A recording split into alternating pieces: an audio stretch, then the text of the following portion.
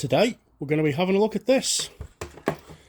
A salvaged Fitzgerald fluorescent light. I'm going to see if it works and just have a little look inside of it.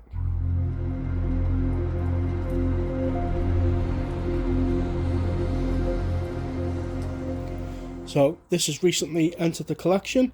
It was salvaged from a garage that was being demolished. This was fitted on the underside of a shelf where there were obviously tools at some point. It's already been pre-wired with a plug socket, but as you can see, we've got a little bit of a rogue wire come out, so we're going to need to crack it open anyway. Right, let's have a look at the pat testing label. Let's give us an idea of what kind of age we're looking at. Date of inspection doesn't really say. I can't really read that. FF09 maybe 2009 or 90. I can't see. So, but these things are pretty old. They've been around a very long time. Things like this were sometimes fitted in bathroom cabinets and under cupboard lighting for kitchens, and they used to have a plinth next to them. But they're good solid little troopers. This one is a 6-watt tube, white. Is it twist fit or is it push fit? No, it's a standard pull fit, spring loaded ends like a traditional fluorescent light would be. Just put that tube to one side. We have other tubes that we can try out if we need to, but this is just a miniaturized version of your standard domestic fluorescent light. Obviously it uses the very small tubes, the T5s. Fitzgerald, been around a long time. Not sure if they're still in business, but I would suspect so. I know they did do a lot of the emergency lights that I've seen at a lot of the places I've frequented over the years or worked at. Disconnect power supply before servicing. Don't worry, we're sorted. Right, let's crack it open, see what's inside. It's quite heavy, it's quite substantial. Now, on older fluorescent lights, this was like a keyhole, so you could, once you've undone the screw, you could lift it up and slide it across, but this one is a full removal. It's got a riser for the bolt. That doesn't look too dissimilar to what you'd find in some switch sockets that need the plate standing off. So the starter is just wobbling around in there, doesn't really have a place to go. I mean, although these are just standard components in a lot of lights, maybe it'll hook in to the holes at the bottom. So let me see if we can get it into a safer position. Doesn't look like any of these holes are made for this particular starter motor. It won't go in.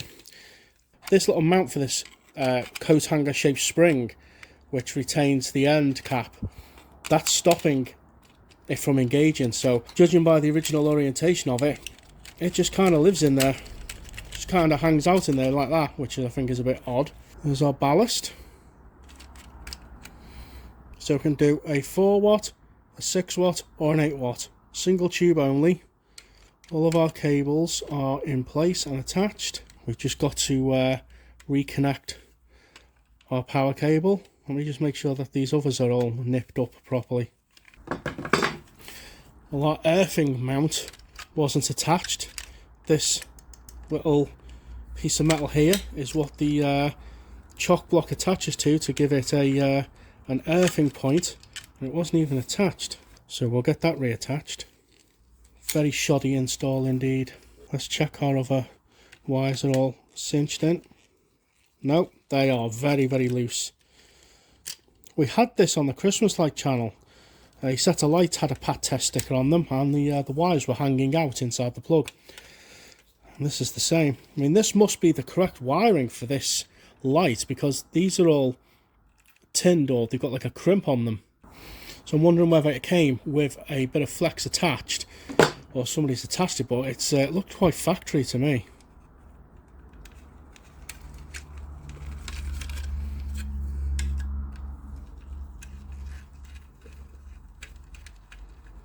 And with it being pat tested, you'd have expected them to do an internal visual check as well. Well, who knows what it's been through over the years. But anyway, they're all attached now. This end cap is out of alignment. It's supposed to go over the external part of the case. Okay, that's fixed now. Right, we'll put our screw back in. Okay, that retaining screw is now back in. Our tube.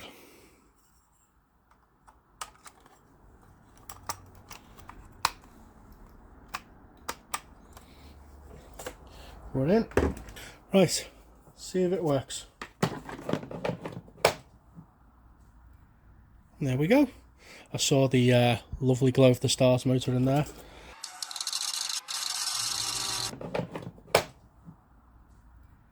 It's quite cold in here. I don't know if the camera quite picks it up, but these ends are nice and bright and it's all dim in the middle. So what I'll do, I'm going to switch to black magic cam so we can appreciate it a bit more. Right, a bit dimmer now, but hopefully we can appreciate the glow a bit more. There we go, how's that? See the nice pulse of AC electricity going through it?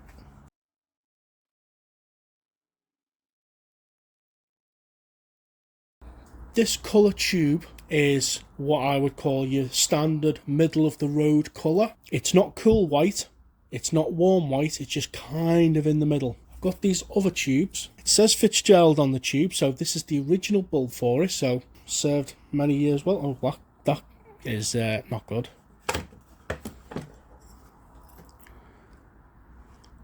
That's coming out of its base.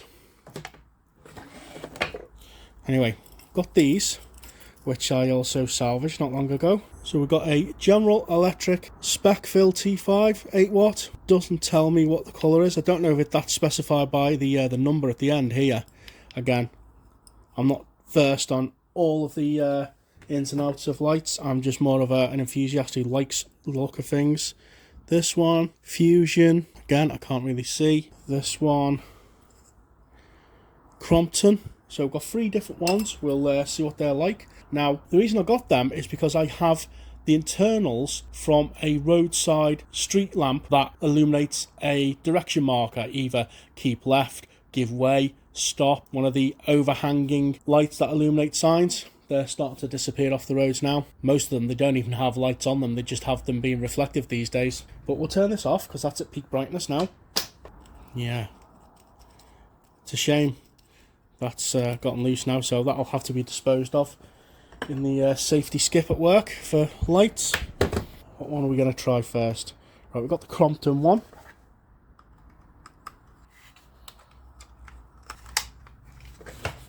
Right, you ready?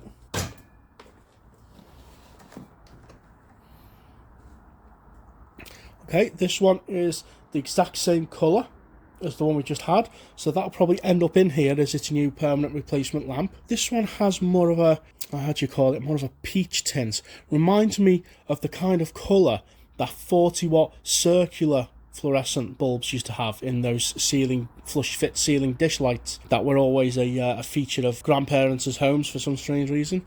But there's that one.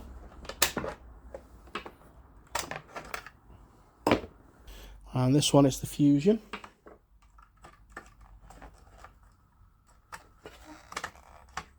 Let's see what this one looks like. Oh, it's a lovely purple glow on the strike there.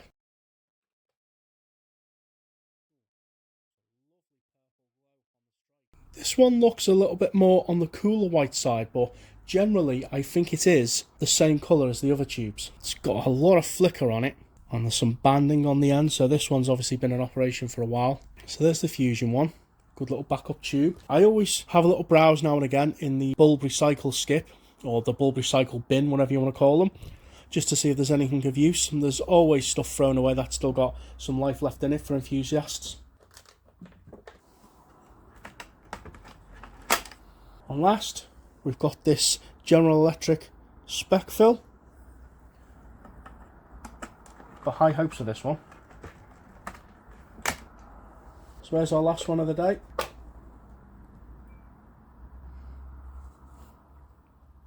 Now this one's more of a brilliant white, cooler white colour.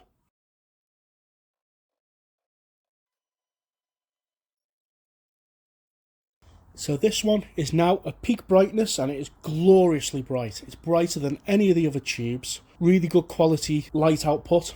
Quality tube. Perfect for this kind of application, using this little light under a cupboard. This is more of a brilliant white. It's not warm white, it's not cool white, it's just right down the middle of the road. Good colour output, handy for chucking under your tool bench or something. But I think this is going to be the permanent tube for this light now. So that's that done. Let me just get all the other lights turned on. So that's it for this little light. I had a little adventure with it, fixed some bad wiring and had a little look at some other tubes that we had. Now, this is the third video we've done on this channel after a little bit of a hiatus. What should we do next? I'll give you a little tease. How about we power this up next time? Oh, my back! Ow! Oh, how about that? Should we power that up next time? Wow, it's really heavy. Oh! Nice, big, huge street light. No idea what it is. No idea what's in it. No idea if it works, but should we find out on the next video? Stick around. Like, share, subscribe, you know, all that jazz. And we'll catch you on the next one.